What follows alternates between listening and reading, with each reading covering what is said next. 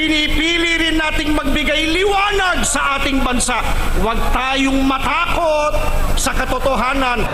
Ang walang batayang pagpaparatang at pagdadawit sa iglesia sa kung ano-ano ay isang coordinated diversionary tactic. Mahal ba natin ang ating mga kabataan? Mahal po. Mahal ba natin ang ating bayan? Mahal po. Ilantad ang katotohanan.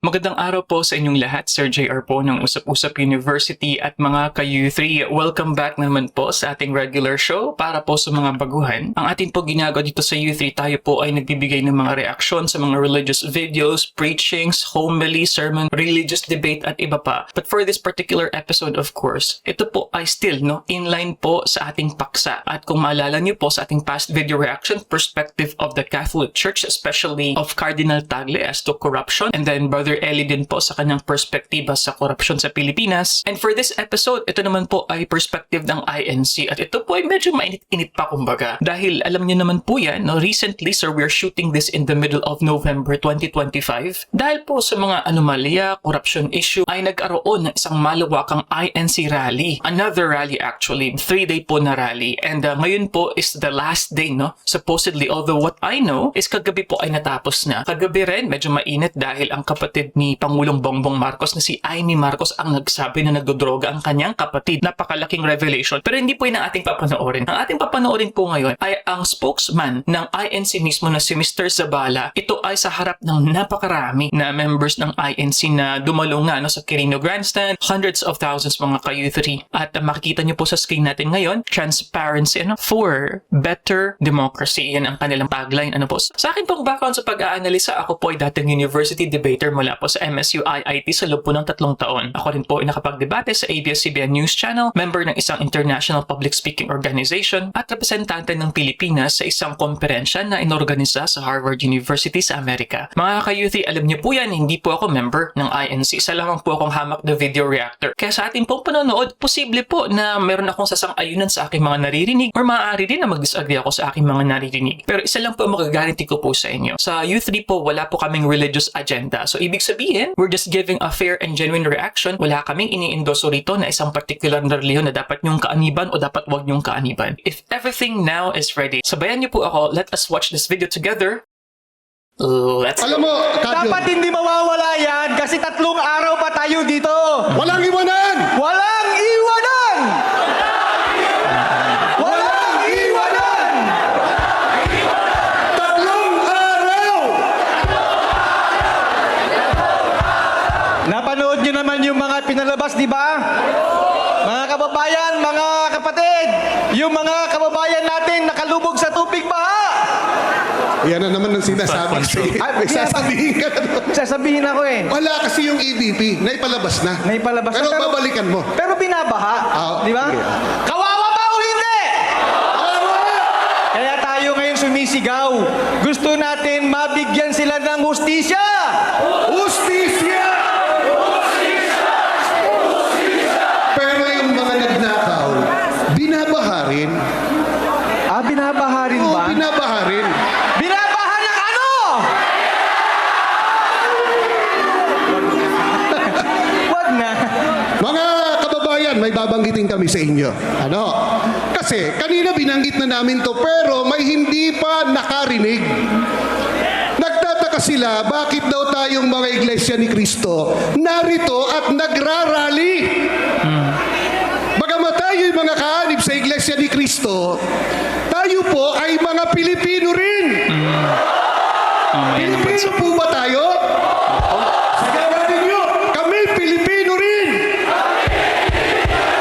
Kami Pilipino rin.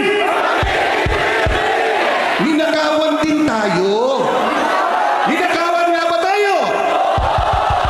Sigaw natin, kami ninakawan din. Kami ninakawan din. Kami ninakawan din.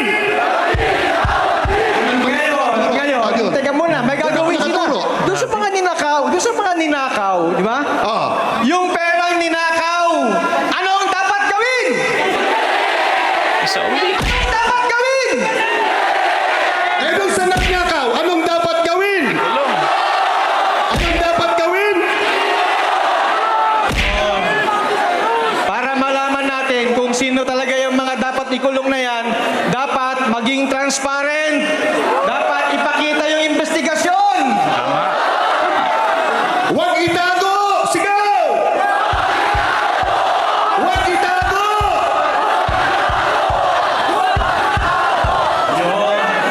At para tayo ay bigyan lalo ng linaw na ginagawa Yes, opo, natin opo. ngayon dito, kapatid na Jerry, ay tawagin na natin. Apo, Gusto mo magsasalita? mayroon pong magsasalita po sa atin para bigyang linaw po ang ilang mga issues tungkol po sa nagaganap na napakalaking nakawan sa kabangyaman po ng ating bansa. At nang ginagawa natin ngayon na pagkasama-sama para ihayag ang ating damdamin. Apo, Welcome natin. hindi ho tayo naninira. Inihayag lang natin ang ating damdaming pagod na sa ginagawang pagnanakaw sa atin. Tawagin Narito po, tawagin na natin. tawagin na natin ang kapatid na Edwin Zabala. Palakpakan po natin.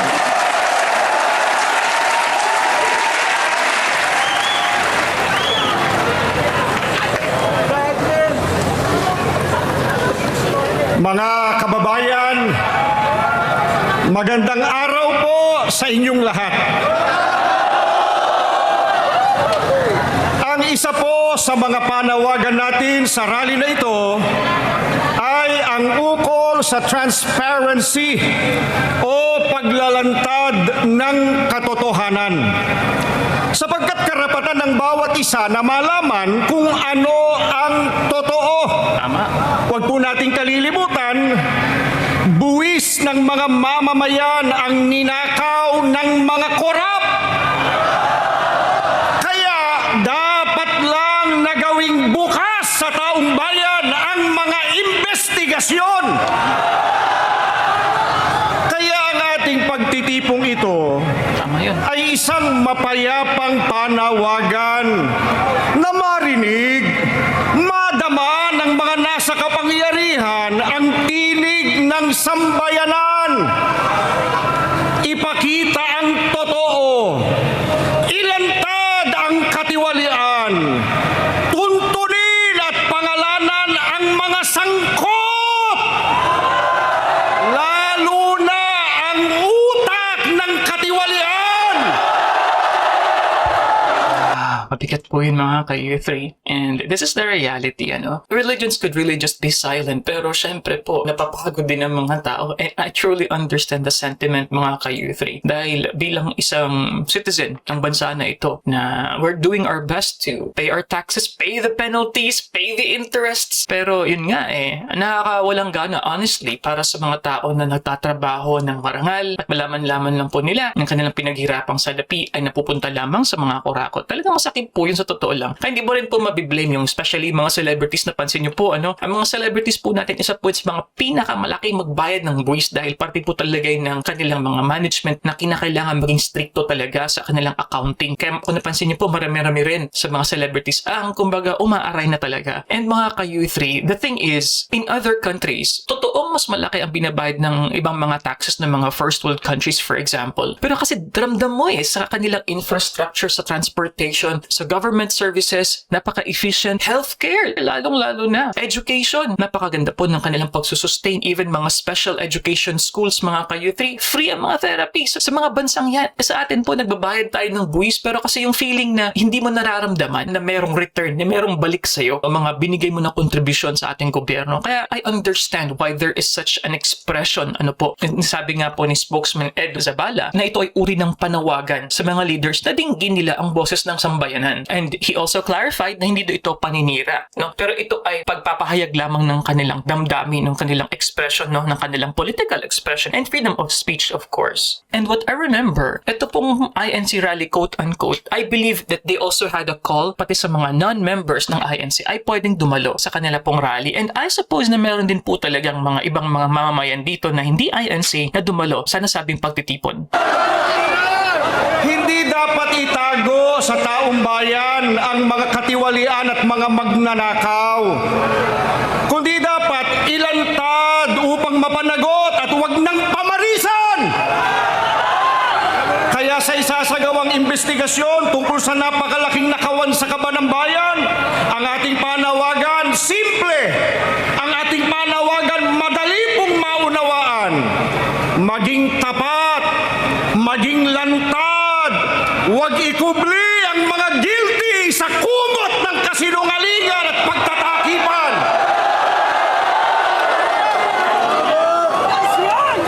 Pero, nakakabahala mga kababayan. May ilan sa mga nasa gobyerno, media, mga abogado at maging ilang political analysts na matatalino sana, may kakayahan magpaliwanag ng tama at totoo, ngunit tila nais baluktutin ang batas upang pagtakpan ng mga sangkot sa korupsyon. Hindi po ba ito ang tuwirang kabaligtaran ng transparency na hinihingi ng taong bayan? Lalo pong nakakabahala na kung sino pa yung tumitistigo para matunton yung mastermind ng korupsyon, sila pa ang iniimbestigahan, sila pa naiskasuhan. Mga kababayan, saan po kayo nakakita na yung tumutulong sa investigasyon para mapalitaw ang punot dulo ng katakot-takot na nakawan sa gobyerno ang siya pang sinisiraan? Hindi po ba masyado namang halata na concerted effort ang mga ito para talukbungan ang katotohanan at iligtas ang mga pinakanakinabang sa nakawan? Meron tayong pwedeng sabihin sa kanila, halata kayo. Ano nga sila? Ano nga? Hanggang sa dulo, iparinig natin sa kanila. Ano yon? Siya ang halata.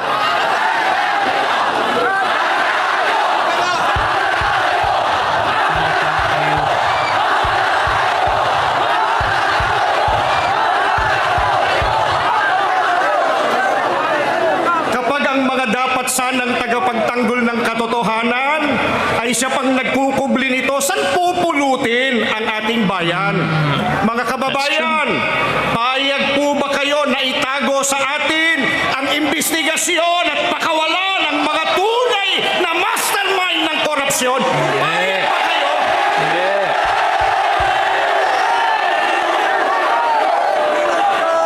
Kaya malinaw po ang ating panawagan.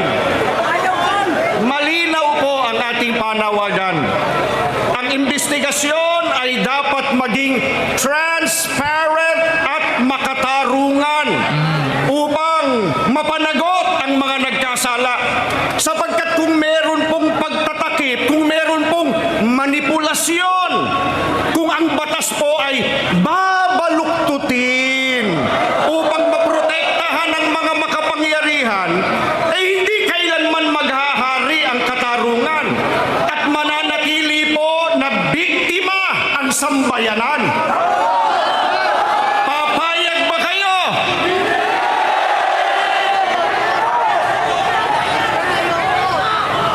Isipin po ninyo, isipin po nating lahat. Papaano natin paniniwalaan ang mga konklusyon at resulta ng investigasyon kung sila-sila lang ang nagtatanungan?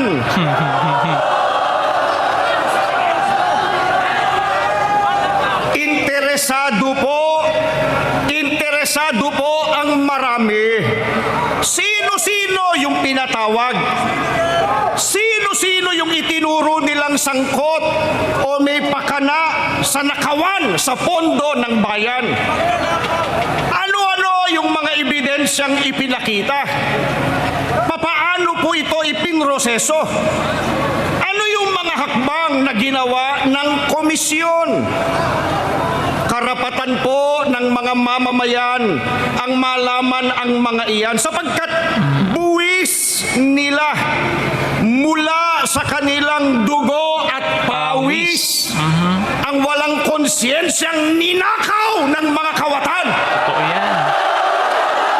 Kayo, sa totoo lang, ako po personally, dinidistansya ko po yung sarili ko sa politika. Kaya in a way, masaya ako na hindi ganun ka-flooded kumbaga yung aking Facebook sa mga sinasuggest ng Facebook algorithm patungkol nga po sa politika sa Pilipinas. Intentionally, I did that because sa totoo lang po, napaka-toxic na po para sa akin. And just for you to know mga ka-U3, I started my career as a political blogger in 2009. So kaya din po nakapagsulat po ako sa mga news agencies po natin, sa GMA, sa ABS-CBN, sa Rappler at iba pa. Kung kaya at siguro dumating na po sa punto na parang pagod na rin po ako. Po. Pero yun nga hindi po kasi natin maiiwasan na ang ating buhay ay hindi masaklaw ng politika. Talagang overarching kumbaga yung political power. And the sad reality is, dahil sa ating mga uri ng leader, at sa totoo lang din po, sa sistema rin po, sa structures po ng gobyerno natin, there is something wrong. Dahil ang corruption po, hindi po ito bago. Lumang tugtugin na po ito. And in a way, I am happy na, some groups, NGOs, religious organizations, civic organizations, churches are speaking up against corruption. Kasi nga po, ang lugi tayo rin po Kung naalala niyo po yung mga reports ng gaano karaming mga bagahe ang pinapadala, van na mga pera, hindi po milyon, bilyones po mga ka-U3. It's crazy to think about na itong mga taong to ay sobrang yaman dahil sa corruption at wala ng kabusugan. Both mga contractors, both mga politicians, and mind you mga ka-U3, hindi lang po ito sa DPWH. Kung pwede nga magkaroon tayo ng reset sa bansang Pilipinas dahil lahat ng departments meron pong bahid ng korupsyon sa ating bansa. And yung recent nga na survey kung ano po ang masasabi ng mga Pilipino patungkol po sa korupsyon, around 90+% po ang nagsasabi na merong korupsyon sa Pilipinas. Nakakalungkot po. And so far, Ka Edwin here is expressing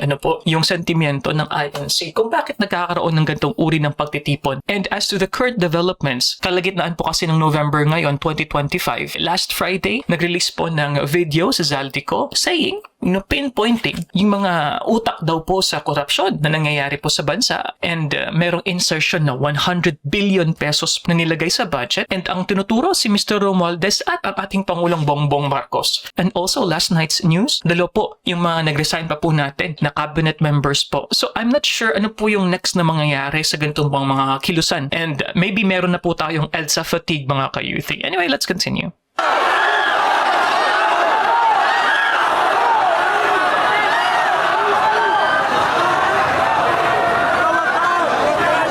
Napanood po natin kanina yung video nung mga ilang...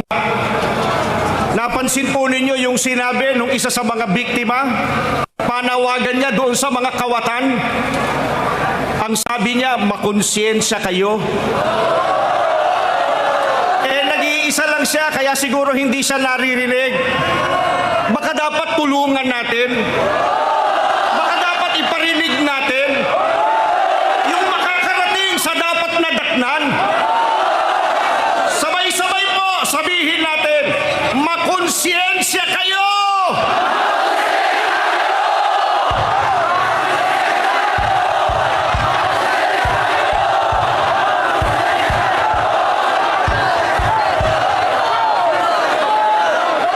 Mga kababayan, magbibigay po tayo ng halimbawa. Sa dinami-dami ng kongresista na napangalanan na di umano'y sangkot, ilan na po ang pinatawag man lang ng komisyon.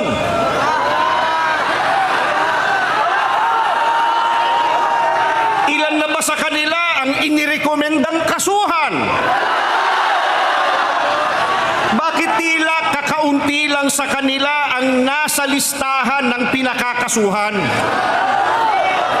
Paano po yung mga hindi man lang ipinatawag? Ibig po bang sabihin, ligtas na po sila nang hindi man lang iniimbestigahan? Ang tanong po ng marami, ano po ang basihan bakit sila ay tila inililigtas na sa mga kaso? Karapatan po nating malaman naman ang mga sagot sa mga iyan. Kaya gusto po natin na buksan sa publiko ang investigasyon. Transparency! Transparency! Transparency!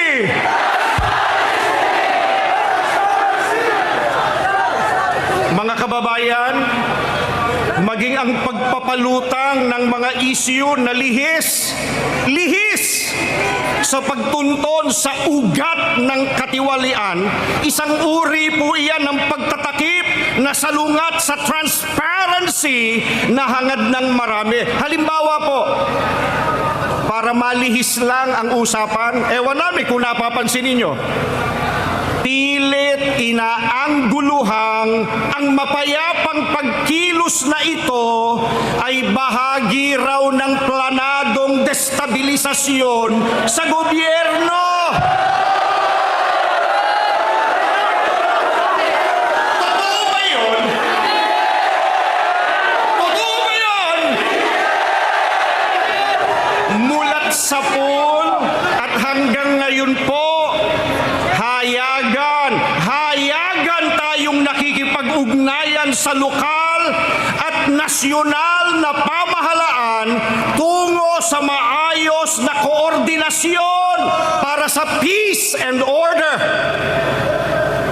Mahigpit din na ibinilin sa mga kapatid na panatilihin ang kaayusan. Alam niyo po yan! Maging sa leksyon sa pagsamba na itinuro sa buong iglesia, ibinilin pa nga sa atin, ipanalangin, ipagpanata, maging mapayapa ang pagkilos nating ito. Hindi po ba totoo yan, mga kapatid?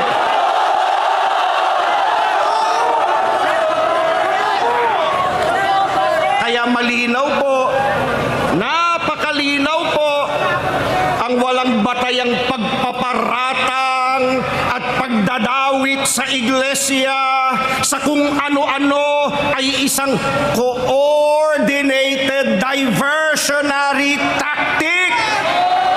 Inuulit po natin, ito ay isang coordinated diversionary tactic. Isang pagtatangkang iwasan na sagutin ang tunay na issue batay sa mga naglilitawang ebidensya.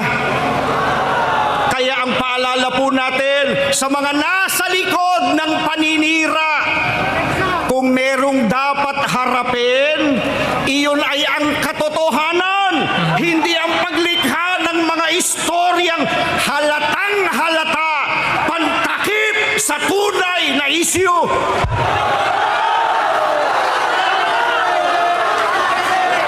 Mga kapatid, isipin po natin sandali at sana naririnig tayo nung dapat makarinig nito.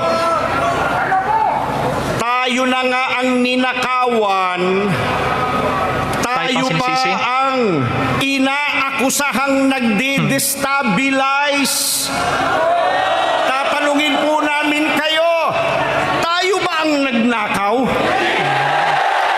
Tayo ba ang nagnakaw? Alright, before we continue, wow, look at the crowd, mga kayuti, ang dami, no? So, more than 100,000 if I'm not mistaken, yung nag-ipon-ipon po rito. And I remember, earlier this year, ay meron din pong naging, INC rally. I think yun, mga 1 million din po yun, ang dami din pong tao, earlier this year. And dahil wala naman pong sinasabi ditong diretsahan si spokesman Zabala kung sino ang dapat na managot, but of course, he mentioned na yung mga utak na yung, kumbaga, mga mastermind sa corruption ang dapat na managot. I'm guessing this is a swipe against President Bongbong dahil nga po on this same din na rally ay sinabi nga po ni Amy Marcos, ang ate ni Bongbong Marcos, na si BBM nga ay nagdodroga daw nga po, ano? And in a way, siguro this is one way of INC not trying to get back or redeem themselves. I'm not so sure, no? Pero kasi kung maalala niyo po, si BBM together with Vice President Sara Duterte were endorsed by INC kasi alam niyo naman po yan na popular po ang INC sa tinatawag natin na block voting. Ito po yung kanilang pagkakaisa sa pagboto na kung saan meron pong listahan ng mga kandidato na dapat nyong iboto at ito po ay utos sa lahat ng membro mula po sa admin kumbaga sa namamahala ng Iglesia ni Cristo. And of course, this is in a way expression of disappointment sa nangyayari sa bansa, sa nangyayari sa pamamahala at pamumuno at yung wala nga pong accountability. Yun naman po kasi talagang issue dito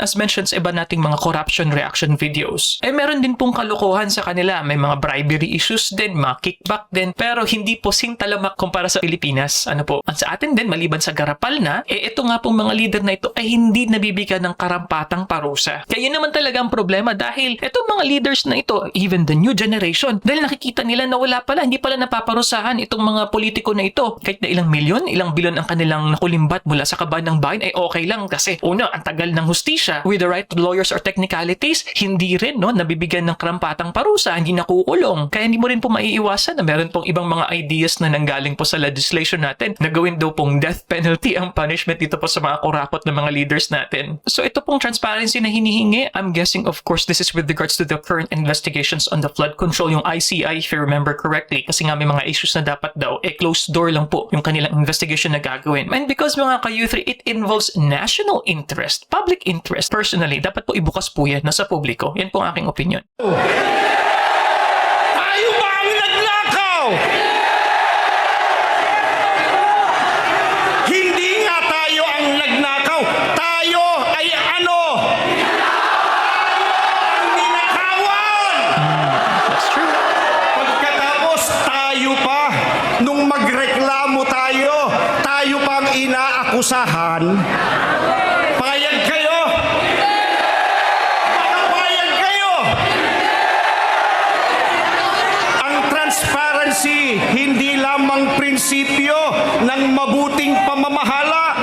Ito po ay utos ng katwiran.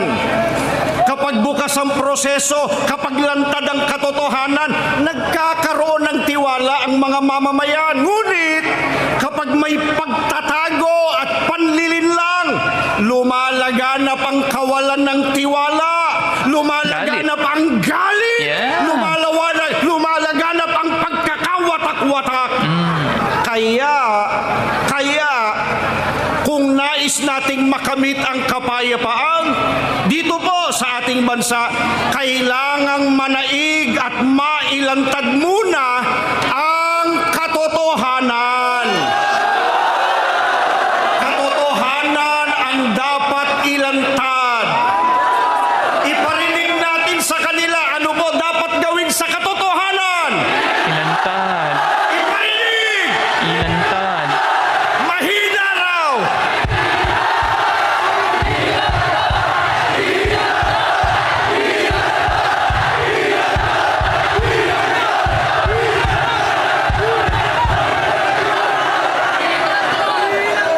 Gaano ba kahalaga ang transparency sa kinabukasan ng ating bayan? Kapag ang mga kabataan ay lumaki na nakikita na ang katotohanan ay pwedeng itago, ang kasalanan pwedeng pagtakpan, Pamarisa ng iba. mawawala ang tiwala nila sa sistemang dapat sana'y nagtatanggol sa kanila. Ngunit, kung makikita nila na ang katotohanan ay pinangangalagaan at ang tama pinaninindiganan, tutubo po sa kanilang puso ang pagtitiwala at pagmamahal sa bayan. Mahal ba natin ang ating mga kabataan? Mahal po. Mahal ba natin ang ating bayan? Mahal po. Ilantad ang katotohanan.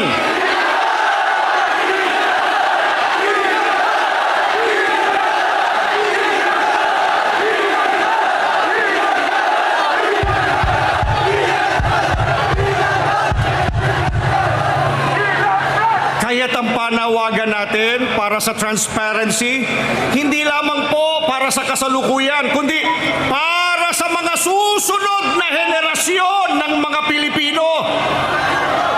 Gaano naman kasama kung payagan natin na matakpan ang katotohanan?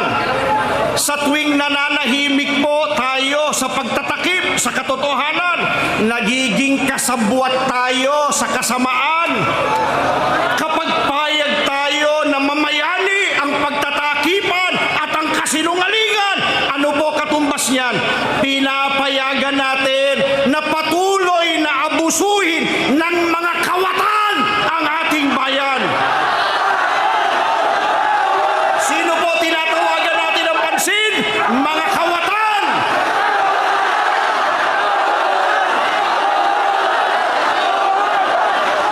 Kaya ngayon, tumitindig po tayo, mga kababayan. Ipinaglalaban natin ang karapatan ng bawat Pilipino na malaman ang totoo. Dahil sa liwanag ng katotohanan, doon lamang muling mabubuo ang tiwala ng mamamayan sa pamahalaan. Kaya, habang isinisigaw natin ang ating mga panawagan, kasabay po nito ang ating mga kahilingan. Nawa mamulat ang mga puso ng mga nasa pamahalaan. Sana matauhan ang mga nagtatakip ng kasamaan. Sana magising ang bawat Pilipino sa tungkuling magbantay at manindigan.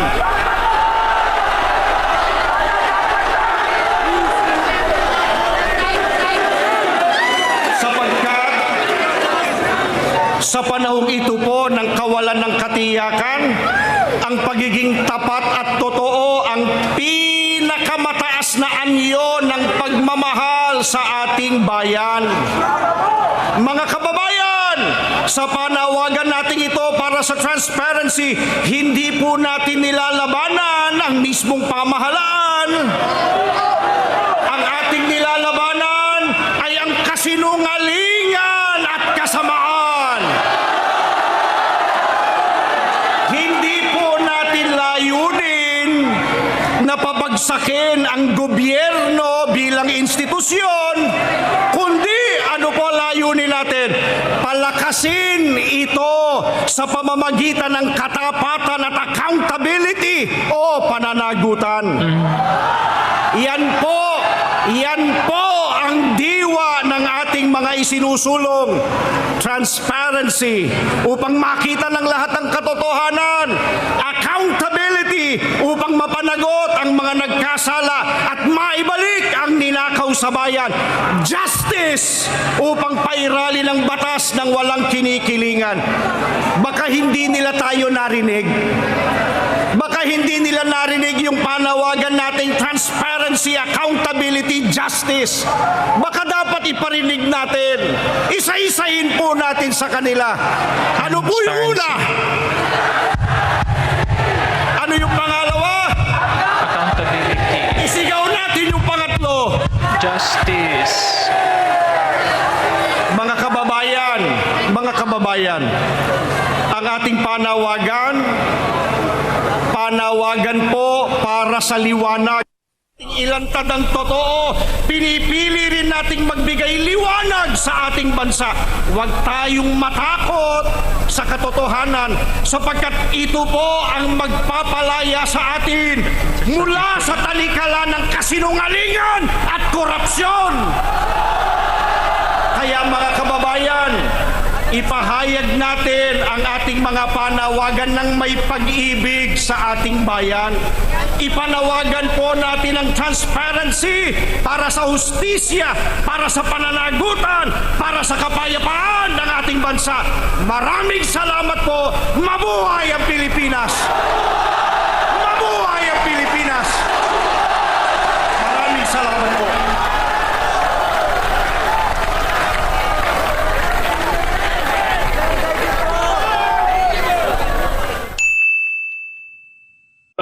Okay, mga ka-youthie, so dyan po nagtatapos ang ating video reaction sa speech nga po. Actually, kagabi lang po yan, ano? So, ito po ay naganap nung second day ng INC rally, isa pong 3-day rally. But what I understand is tinapos po nila kahapon. I'm not so sure kung ano po mangyayari ngayon. So, ngayon po ay Martes as we are shooting this video to be uploaded, of course, on Wednesday. But mga ka-youthie, we have seen it, we have heard it, very impassioned, kumbaga, na speech ng spokesman ng INC na si Mr. Zabala. And he was just reiterating, of course, you know, the whole theme because they believe that transparency is needed for better democracy. Actually, tatlo nga po yung mga sinasabi po talaga na emphasis, ano po, na hindi ito paninira, ito ay freedom of political expression. So una, ang main na purpose talaga is transparency. Number 2, accountability. And number 3, justice. And number 4, na-mention din doon na kinakailangang ibalik yung mga nakulimbat nito mga kawatan ng mga politiko, kawatan ng mga kontraktor, kawatan ng mga ahensya. Kinakailangan nilang isauli din yung atin pong pinaghirapan na buwis. Yun po ang sad na reality, ano po. But in a way, I think this is taking responsibility then coming from the INC, at least in my own interpretation. Dahil nga po, inendorso po nila ang unity team, di ba? And kabilang po dyan si BBM at iba pang mga senadores. And dahil may pagkakamali, may mga kalokohan na nangyayari sa pamamahala, this is their way of parang letting them understand that this is not what we want as a religious organization. Earlier, I was hoping na baka merong sitas na may Bible verse na sasabihin dito si Mr. Zabala. Pero I think yung speech niya appeals to the whole, no? Hindi lamang syempre sa mga kapatiran ng INC, but also maging sa mga ordinaryong mamamayan. As mentioned nga po, they released a statement na kahit po non-INC members ay pwedeng dumalo dito po sa kanilang rally. Very emotional, angry of course, na makikita natin na disappointed yung kapatiran ng INC sa mga nangyayari sa ating gobyerno. And honestly mga ka-youth, this is something to be expected dapat, in my view, for the leaders to understand that there is a clamor for transparency, a clamor for people to be punished. Naalala ko nga po yung isang series dati, I think Bayan ko yata yung series sa GMA a long time ago. May scene po doon na ang ginawa ng parang mayor yata or congressman is nagkaroon ng maanumalyang proyekto sa daan. And then, parang tinamaan sila ng karma na sila mismo yung naaksidente doon po sa sirang parte ng highway na kanilang pinakonstruct with substandard na materials. And I remember watching that a long time ago and I said, sana realistic ito, but the reality is, ang mga nagsasuffer po dito po sa mga substandard na flood control project, yung mga namamatay, na i-injury, mga nawawala ng ari-arian, hindi naman itong mayayaman na mga kurakot ng mga opisyales, ng mga inhinyero at iba pa, kundi yung mga kawawang mamamayan lang din eh. Sila, meron silang helicopter. Sila, meron silang napakagandang mga mansyon, napakatibay na mga bahay. Tayo din ang nagsasuffer dito dahil sa kanilang kalokohan, mga ka-youthie. And mga ka-youthie, I'm not saying na ito po yung kumbaga solusyon sa ating problema sa korupsyon. Ang sinasabi ko lang po, kinakailangan ating patibay ng ating mga institusyon. At kapag sinabi natin na pagpapatibay, lalong-lalo na sa pagbibigay ng judgment, kumbaga, at hustisya, ay dapat maging fair, maging open. I totally agree with transparency here. And lastly, we have to change. Ano po ito ang ating sistema ng pag-iisip bilang mga public servants? Dahil naniniwala po ako na meron pa rin naman tayong pag-asa, mga ka-youthie. Anyway, mga ka-youthie, if you like these kinds of contents, you already know what to do. You can watch that video over there. Yung playlist natin dito, marami-rami na po yan about sa flood control at iba pa. And then subscribe kung ikaw ay baguhan. And I'll see you guys next time. Peace! Bye-bye!